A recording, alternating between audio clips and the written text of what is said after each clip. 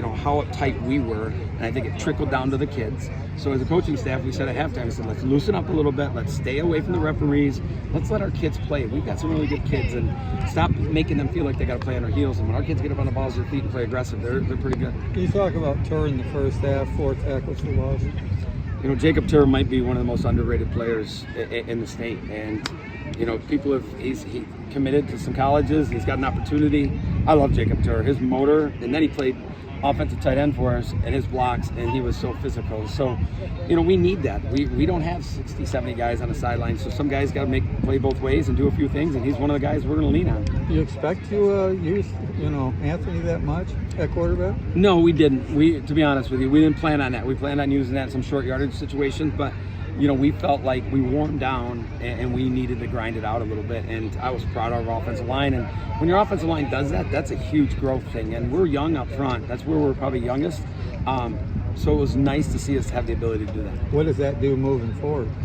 Doesn't do anything if we don't get back to work and be better next week. But do you expect to use them again? I expect to be able to do some more things, and it forces teams to prepare different. I think it puts a lot of pressure on teams. So they know that Damian King and Phoenix Glasner and Julius Wilson and Zach Wagner are great athletes. Now they know that we can line up and be physical and run the ball. So that kind of changes the dimensions a lot.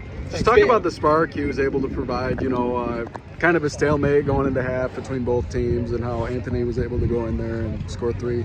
Yeah, I said at halftime, I said someone's going to have to make a play. We didn't expect it to be a dropped punt that ended up being a 50-yard run or whatever it was, but somebody made a play, and he made it for us, and that was special, and he got it done and put us in position to go get some points, and then, we kind of fed off that.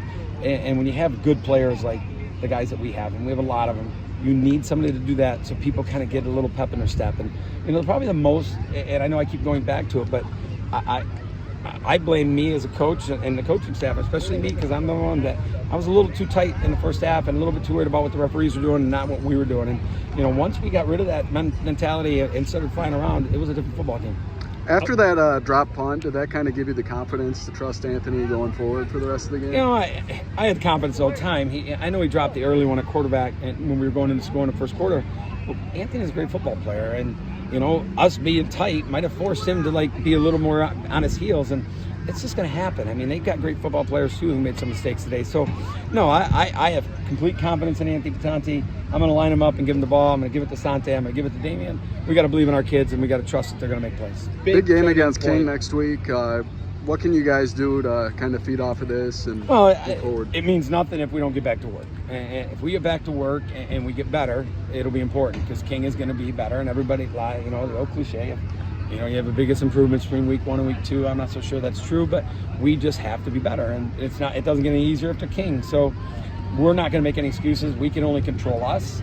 So tomorrow morning, 7 a.m., our guys will be in the weight room. We'll be back to work, and we'll try to evaluate injuries and make sure we're ready for a great King game.